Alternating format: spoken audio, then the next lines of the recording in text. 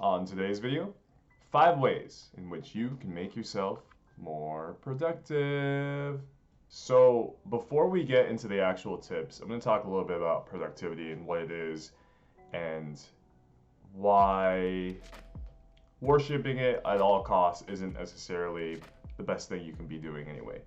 So I think that in general, we all have different ways of working on things, right? Some of us are grinders where you won't necessarily need this video at all. You say, Coach Ray, I don't need ways to be more productive. I just need more time, which is awesome. Awesome. You have a fantastic mentality when it comes to doing work and just getting your stuff done. But some of us tend to get distracted, right? I tend to get distracted all the time. I procrastinate. I know a lot of my students procrastinate. And while procrastination can be a real big detriment, I also want to say that it's normal to procrastinate sometimes, and it's normal to be less than 100% in terms of your productivity all the time. So this whole idea of hustle culture, of let's make sure I get the most out of every single moment of my entire existence and make sure I'm quote unquote productive, I think that can be actually really harmful. However, there are moments in which you obviously need to be more productive when you have a deadline, for instance, or when you have a major project coming up and you have things to do. And these are things that I've learned to do over the years to sort of trick my mind into being more productive. And they work for me. They may not necessarily work for you, but hopefully they do. Finally, one last note before we actually get into this. So in my opinion, productivity is all about forming good habits. I really believe that humans are creatures of habits, that we tend to do the same thing over and over again. So if you establish good patterns, if you establish good routines, then you can sort of hack your brain into being productive. And there's a big buzzing noise outside. It's totally gonna make the entire video. So the first tip is to make a to-do list. Seems really simple, but is actually really helpful. Every morning when I wake up, I make a to-do list. I think about the things I need to do and I write them all down. And on that list, there's usually going to be 2 or 3 items that are a little bit larger that I know are going to take a lot of my attention and a lot of my energy for the day. And there are also maybe between 7 and 15 other items that are less laborious. Things like emails, things like, I don't know, updates, stuff like that, that it's not going to take up as much mental bandwidth. And there's also a couple of things that are kind of gimmies, right? Like sometimes I'll write a to-do list on my to-do list. That's because it really helps reinforce the habit of making a to-do list, as well as the positive reinforcement of the to-do list when you're able to check things off. So make sure you give yourself easy things to check off, as well as things that are a little bit more difficult that should be the focus of your day. Number 2 is to find your environments or find environments that work for you. When I was a student in school, I was super distracted whenever I got on my home computer. That's because AIM, which is like Discord for you kids out there, was on there. My games were on there, right? And the internet was on there, so I could easily be distracted when I was at my home computer. When I went to the library, for instance, and separated my after school time to go to the library and did my work there before going home, I changed my environment, and that environment put me in the mindset, made that pattern of associating in my mind, okay, this place is for doing work, or you're doing these tasks at this place. Whereas when you're at home, sometimes you're on your home computer, your mind often associates it with a place of relaxation, and so it's harder to get into that focus track.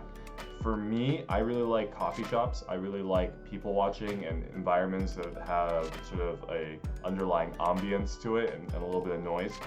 And that works well for me because I like taking breaks and watching people and just seeing who's around me. Other people I know really need absolute silence, so an environment like the library might be helpful. Could be something like a different room, for instance, like your dining room table is more productive than your actual room itself. Just find your little area that you can do your work in, right? That you are productive in, and make it a sacred space. Make it a space where you're only doing those things there. And if you can do that, then in your mind, that's going to be your work area. And that actually really, really helps in forming that positive pattern, that positive routine when it comes to doing work. My third tip is to set a timer for yourself, especially if you find yourself really distracted a lot of times by the internet, by your friends pinging you. Set a timer for yourself. Set a timer for 15 minutes, say, to start out with, and only focus on your task during those 15 minutes. Once it goes off, then you can take a 5-minute break, maybe a 10-minute break, and then set another timer for 15 minutes and go again. And gradually over time, you can increase this to 20 minutes, 25 minutes, 30 minutes, 45 minutes, etc., and maybe scale up the breaks to 5 minutes, 10 minutes, 15 minutes, or scale down the breaks, as it were, if you sort of want to focus. I found this really useful. This is a technique I picked up in writing circles. It's called a word sprint. Typically what would happen is you would write your prose in the time frame alongside with other people, and you would sprint. So you'd see who would try to get as many words as possible. And it's a fun little kind of gamification of writing. But the major point is that just by setting a timer, you automatically focus your attention for that time. And you're already saying to yourself, hey, no distractions, let me just knock this out, and once I'm done, I can take a break, and then I can set another timer and get back into it when I need to get back into it. I think that's a super useful hack for me, one that I still use to this day. So try it out sometime. Set a timer for yourself, 15 minutes, 20 minutes. Don't go too long. Don't like try to go for an hour at a time right off the bat. Work your way up and actually sprint, right? Try to absorb as much information or do as much in that time period as possible. The next tip is sort of related to that, and it is to take a break. Take a break every once in a while because you need it. None of us can go all the time, right? Take a break, stand up, stretch. Oftentimes, I'm doing it right now. My posture is a little slumped, right? Even though I have this chair, like this is me sitting back. We're in our computer chairs, our desk chairs so often, and we're always just sort of in this closed off kind of physical position. It's so good every once in a while to get up, take a walk, go outside, clear your mind, let your subconscious take over.